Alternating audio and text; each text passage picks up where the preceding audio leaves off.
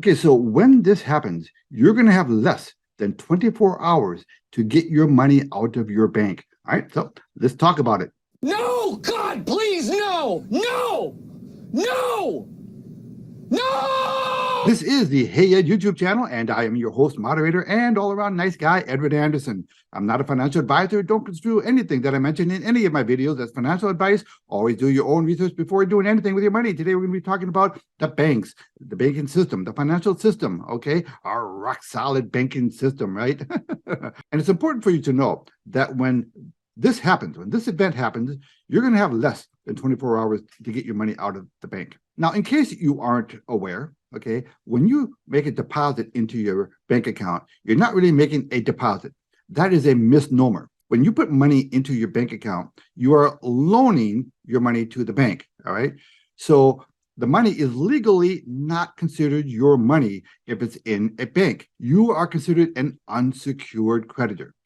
Now, it's very important for you to know that the debt levels in the world, not just in America, but in the world, but particularly in America, are unsustainable. They're not payable.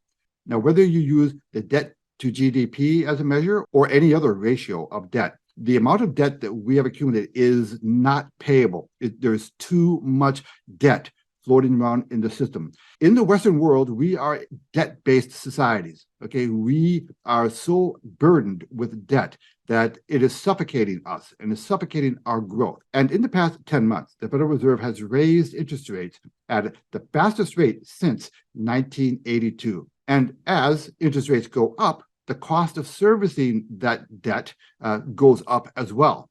At some point, the bubble is going to pop. It has to happen. Now, the Federal Reserve does have a mandate to fight inflation. And if they are going to be serious about fighting inflation, they have to raise rates. And they have to raise it to a rate that's above the level of inflation, which means we have a lot further to go if the Federal Reserve is serious. And they say they're serious, but we'll see. Something tells me that they're going to chicken out, okay?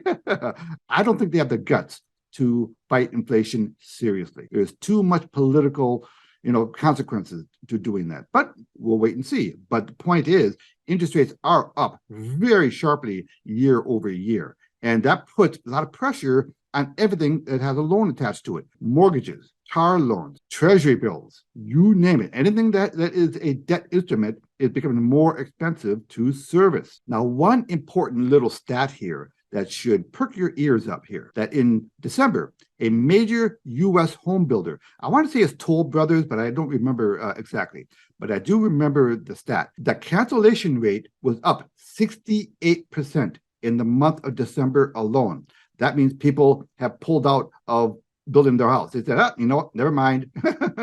So that is a massive number. And also delinquencies on car loans are skyrocketing. This is a very bad sign. Now, all we need is for one brand name bank to announce one morning that they're going to be insolvent.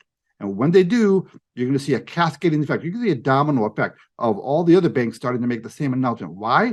Because all these banks are interconnected. They all have loans out with each other, right? Not just in America, but also globally. Now, that big event, that big brand name bank that announces that they're insolvent doesn't have to be a U.S. bank. It might be a brand name foreign bank, okay? But whenever that event does happen, within hours, you're going to see a lot of other banks making the same announcement. When that happens, you're not going to be able to get your money out of the bank. You'll be lucky if you get 10 cents on the dollar to get your money out. And in order to get the rest of your money out, it could take years for you to get the rest of it out, if you ever get it out. So the money you have sitting in your bank is not safe. So you have to be proactive. You have to start extracting your money from your bank right now. Do it while you can. Even now, it's difficult to pull money out of the bank. If you go to your bank and try to withdraw a substantial amount of money, they're not going to make it easy for you. Okay, they're going to make you jump through hoops. They might even ask you to explain what you're spending that money on. I mean, the goal of these people. But after all, remember, legally, it's not your money, right? Because it's not. Okay, that's the law. Okay, you are an unsecured creditor. The point is, it's more and more difficult nowadays to get actual cash. But please, please start extracting yourself from your banks. Now you're asking, well, Ed, what do I do with all that cash? Well, listen, keep it someplace safe. And I strongly encourage you to get some of that cash into gold and silver.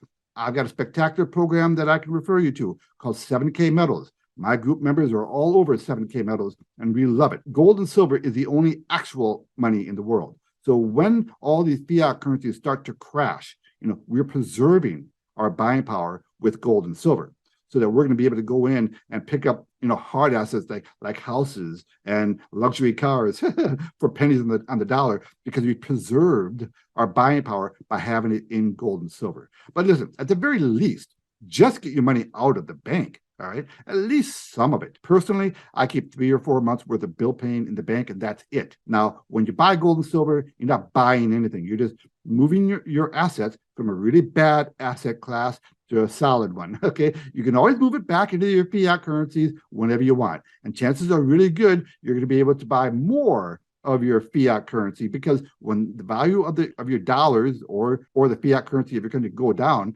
you're going to be able to buy a lot more of those dollars, because you preserved your buying power in gold and silver. Listen, I don't know when it's going to happen, but I'm convinced that this next financial crisis is going to happen. It has to happen. Just look at the numbers. I'm going to respect your time and not go too deep down that rabbit hole, but I've done lots of other videos on this. I just wanted to get a video out right now to stress the urgency of this, okay? The money you have sitting in your bank, number one, is not considered your money, and it is not safe. Besides which, it's a depreciating asset. So get your money out of the bank and get some of it into gold and silver. And if you don't know how to get gold and silver, contact me and I'll hook you up with 7K Metals. It's a fabulous option for your fiat currencies. But for now, let me just stress the importance of getting your money out of your bank. Okay, I know I've talked about this a lot on my channel, but by this point, I'm probably a broken record, but I cannot emphasize this enough. If you don't mind, could you give my video a like? It doesn't cost anything, and I really want to get this word out. It really helps to get the word out. Maybe leave me a comment below about your experiences in the bank and what you think about what I just said, and maybe even subscribe. And I'd love to hear from you. And maybe even join the Hey Ed WhatsApp group. Ed Anderson, live from Minnesota, signing out. Copy that.